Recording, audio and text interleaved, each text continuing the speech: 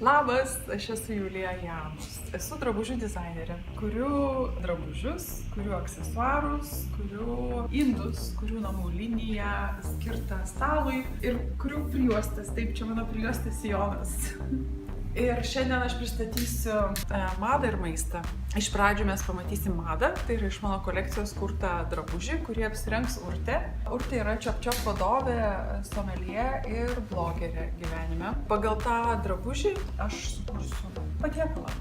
Reiškia, drabužis inspiruoja patiekalą.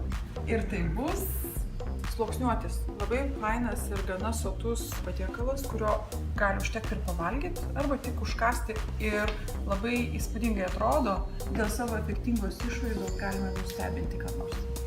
Tai man reikės 6 kiaušinių.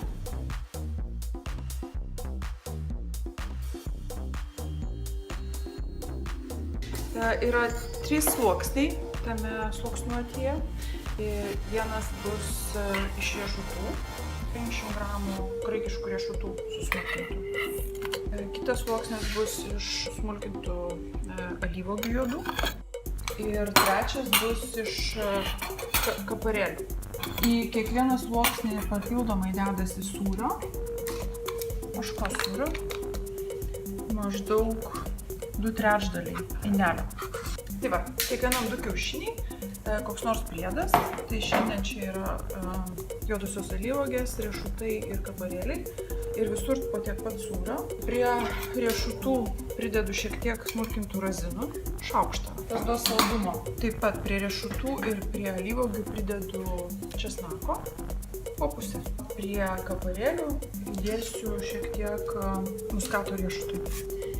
Ir dabar visą šitą geriausia būtų sumaišyti su blenderiu. O blogiausiai? Šaukštą.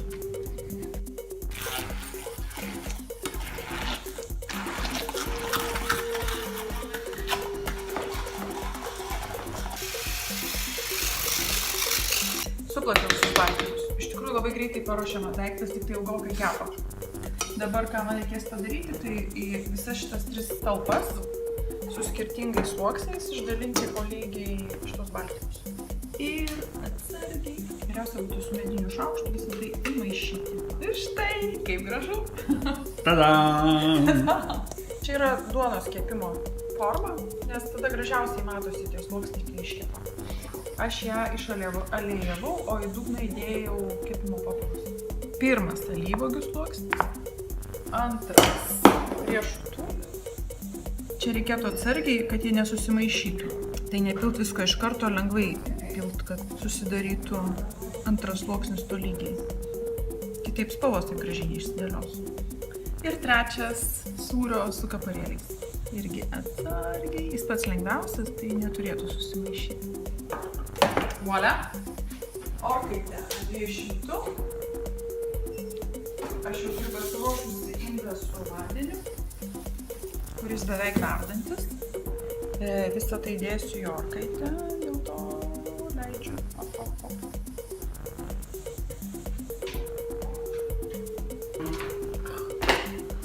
Laukiam!